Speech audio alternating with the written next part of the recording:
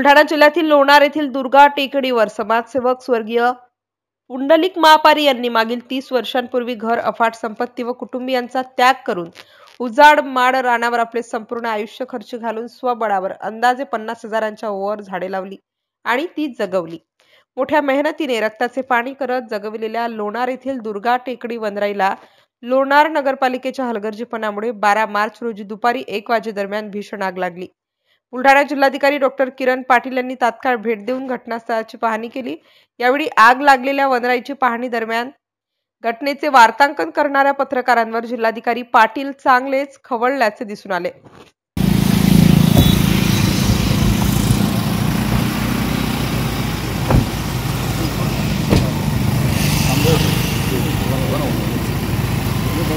Channel sir, news channel पत्रकार हो ना, बोलून साहेब काय अडचण नाही सर। न्यूज चॅनल होतं सर, न्यूज चॅनल बातमी लावायची बघू तर ते मला पहिले व्हिडिओ मारला ना बरोबर, नंतर बाईट वार्तांकन करणाऱ्या पत्रकारास फोटो व्हिडिओ काढण्यास मनाई करून जिल्हाधिकारी डॉक्टर किरण पाटील यांनी पत्रकारांना दमदाटी केल्याच्या घटनेची पत्रकार संघटनेकडून नाराजी व्यक्त करण्यात येत आहे।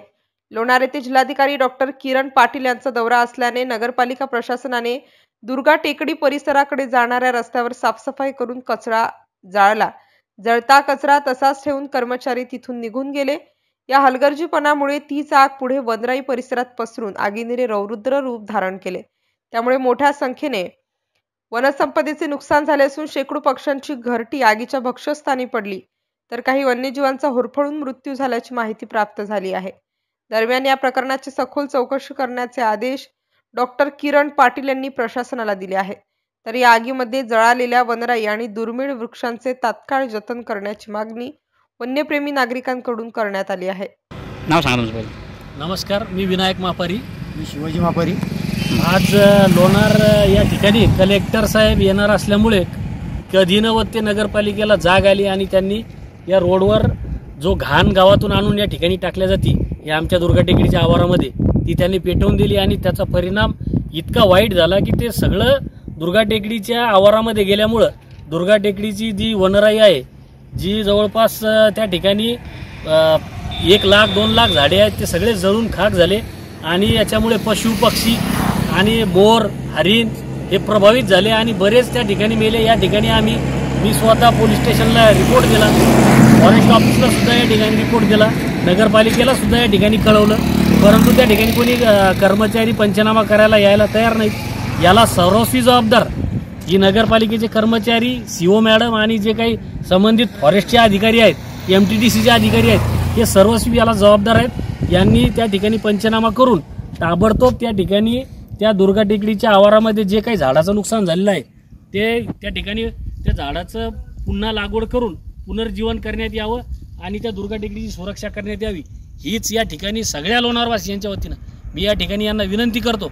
आणि यांनी जर का नाही ऐकलं तर येत्या 4-5 दिवसामध्ये या ठिकाणी उपोषणाचा या ठिकाणी इशारा देतो आणि जर कधी यांनी पंचनामा करून योग्य ती कारवाई नाही केली आणि त्या दुर्गा टेकडीची सुरक्षा जर नाही केली तर आमरण उपोषण या ठिकाणी आम्ही या ठिकाणी मांडणार आहोत। याची प्रशासनाने नोंद घ्यावी आणि झालेल्या परिणामाला सर्वस्वी प्रशासन जबाबदार राहील याची नोंद घ्यावी। धन्यवाद। नेमकी आग कुठून लागली, सुरुवात कुठून झाली? आग या ठिकाणाहून लागलेली, हे नगरपालिका समोरचं आहे ना? कारण या ठिकाणी मी रोज शेतात जातो, आम्ही रोज शेतात जातो, त्या ठिकाणी नगरपालिकेचे कर्मचारी गावातली घाण आणून या ठिकाणी टाकतात आणि त्यांनी त्या ठिकाणी पेटवून दिलं, परंतु हे पूर्ण पेटत असताना त्यांना असं वाटलं नाही की ही व्हाव काय पलीकडे जाईल आणि लाखो करोडो रुपयाचे असते झाडं इथे साहेब तशी गेले। त्यामुळे त्या झाडाचं नुकसान म्हणजे पैशात मोजता येत नाही ते साहेब। आणि विशेष कसं आहे, त्या ठिकाणी पशु पक्षी या ठिकाणी मेले, आपल्याजवळ पुरावे आहेत त्याचे, मी सगळे व्हिडिओ काढून ठेवले त्याचे। त्यांना विनंती केली फॉरेस्टवाल्यांना की बाबा या ठिकाणी येऊन पंचनामा करा, तर ते माधरचोत म्हणतात की आमचं त्या MTDC अखत्यारी ते म्हणतात, ते MTDC वाल्याला फोन लावला ते त्याच्या अखत्यारी ते म्हणतात। पण ते काही असो, ते जी ती दुर्गा टेकडी त्या पुंडलिकराव महापारीनं इतकी मोठी सांभाळली, त्याला जतन करणं हे शासनाचं आणि आपलं कर्तव्य आहे। त्यामुळे या ठिकाणी लक्ष द्यावं आणि अर्जंट त्याला गव्हर्नमेंट एकीकडे झाडं लावा म्हणते आणि एकीकडे अशी जर दुर्दशा होत असेल तर हे अत्यंत निंदनीय आणि दुर्दैवी बाब आहे। 3 महिने झालं का स्टॉप केला का भूषण ते?